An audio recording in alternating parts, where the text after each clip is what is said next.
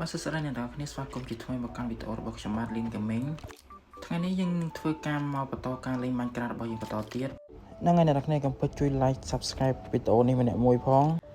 បន្ទាប់ពីអេពីសូតមុនយើងបានសាងសង់ផ្ទះរួចហើយនៅក្នុងអេពីសូតនេះខ្ញុំចង់សាងសង់កន្លែងចិញ្ចឹមសត្វហើយក៏ដូចជាដើរ explore បើកមាបតិចតួចតោះឥឡូវយើងមកបន្តការធ្វើកន្លែងចិញ្ចឹមសត្វរបស់យើងបន្តទៀតហ្នឹងហើយអ្នកនរគ្នាខ្ញុំធ្វើកន្លែងនេះគឺចង់ធ្វើកន្លែងចិញ្ចឹមជ្រូកណាអ្នកនរគ្នាដោយសារតែក្នុងដីខ្ញុំនេះវាមានជ្រូកស្រាប់អញ្ចឹងណាអ្នកនរគ្នាអញ្ចឹងហើយខ្ញុំក៏សម្រេចចិត្តថាខ្ញុំនឹងធ្វើទ្រុងចិញ្ចឹមជ្រូកមួយអញ្ចឹងណាអ្នកនរគ្នាដើម្បីយើងងាយស្រួលក្នុងការធ្វើរបស់ញ៉ាំអញ្ចឹងណាអ្នកនរគ្នាយើងខ្ជិលចេញទៅកាប់ក្រៅអញ្ចឹងយើងចិញ្ចឹមក្នុងផ្ទះអញ្ចឹងទៅក៏ស្រួលដែរបន្ទាប់ពីយើងធ្វើទ្រុងជ្រូកហើយគឺយើងធ្វើការទៅ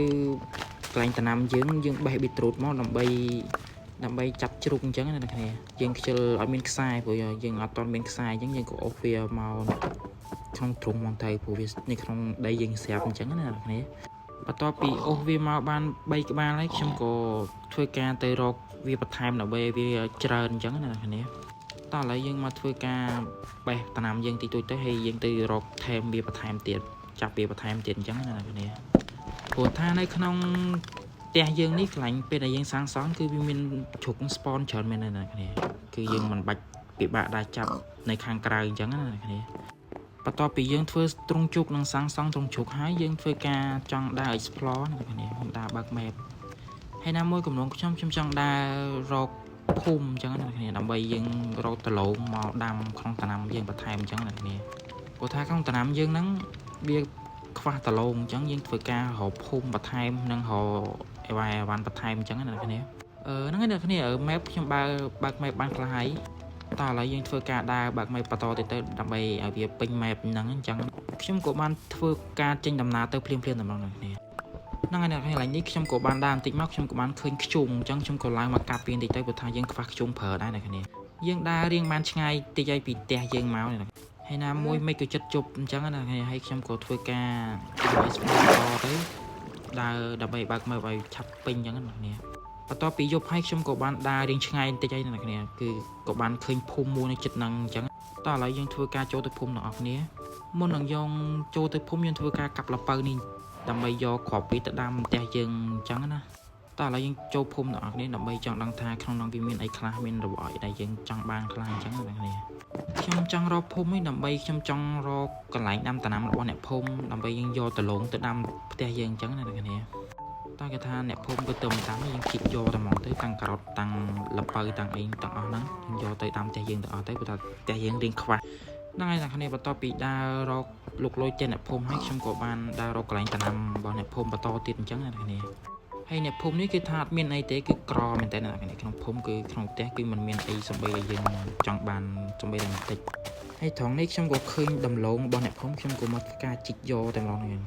គឺយើងប្លន់ពីអ្នកភូមិហ្នឹងហ្មងទេព្រោះថាយើងកំពុងតែចង់បានដំឡូងហ្នឹងផងយើងធ្វើការជីកយក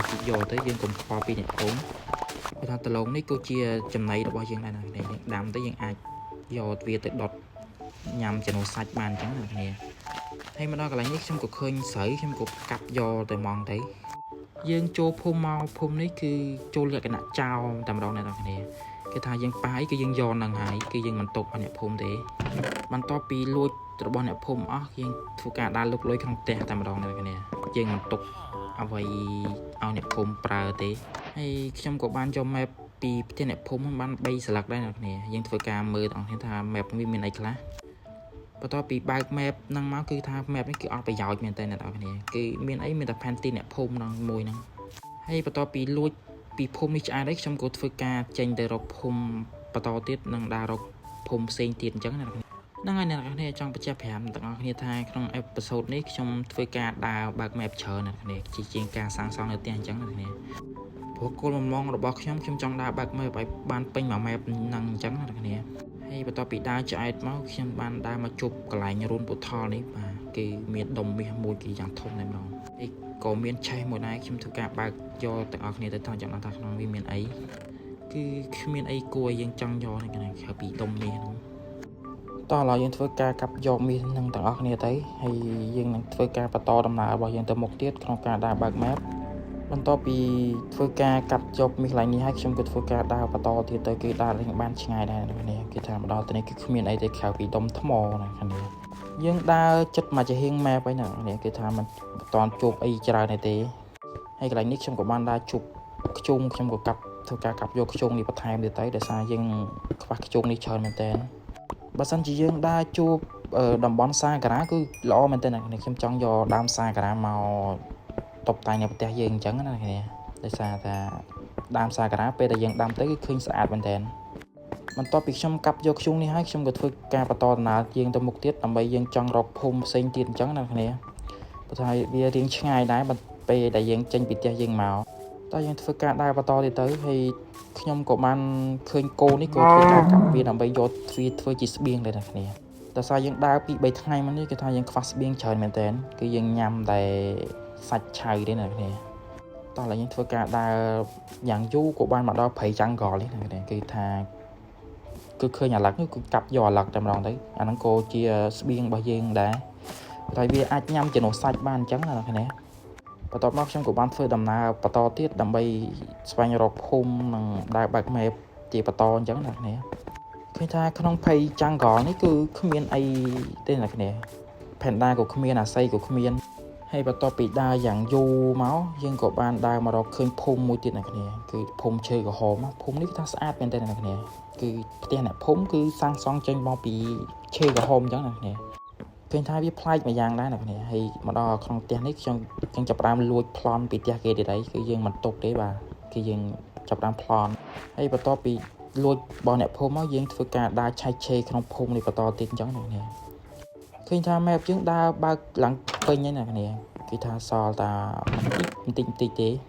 ហើយក្នុងផ្ទះអ្នកភូមិឈើក្រហមនេះក៏គ្មានអីគួរឲ្យយើងយកដែរអ្នកនាងគឺថាក្រមែនតើហើយបន្ទាប់ពីឃើញជូងមាសនេះគឺយើងយកទៅតុបតែងផ្ទះយើងតែម្ដងទេអ្នកនាងថាផ្ទះយើងក្រណាស់យើងជីកយកតែម្ដងទៅយើងកុំទុកឲ្យអ្នកភូមិបន្ទាប់ពីលួចរបស់អ្នកភូមិហើយយើងធ្វើការដើរឆែកឆេរបន្តទៀតហើយកន្លែងនេះគឺយើងហេងមែនតើអ្នកនាងគឺយើងចង់រកបានអាកន្លែងដែលយើងរបស់ដែលយើងផលិតផលសិនណាអ្នកនាងរបស់ហ្នឹងក៏សំខាន់ដែរគឺយើងយកទៅទុកនៅផ្ទះយើងទុកធ្វើផលិតទឹកថ្នាំនៅផ្ទះយើងអញ្ចឹងណាអ្នកនាងហើយផ្ទះអ្នកភូមិនេះគ្មានអី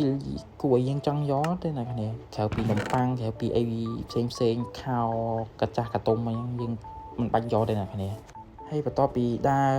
លួចផ្ទះអ្នកភូមិឆ្អែតហើយយើងក៏ធ្វើការ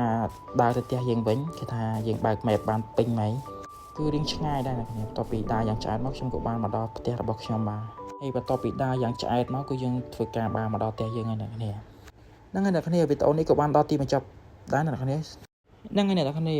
កុំភ្លេចជួយ like subscribe វីដេអូនេះឲ្យបានម្នាក់មួយផងដើម្បីជាកម្លាំងចិត្តឲ្យខ្ញុំធ្វើវីដេអូបន្តទៀតណាអ្នកនាងអរគុណច្រើន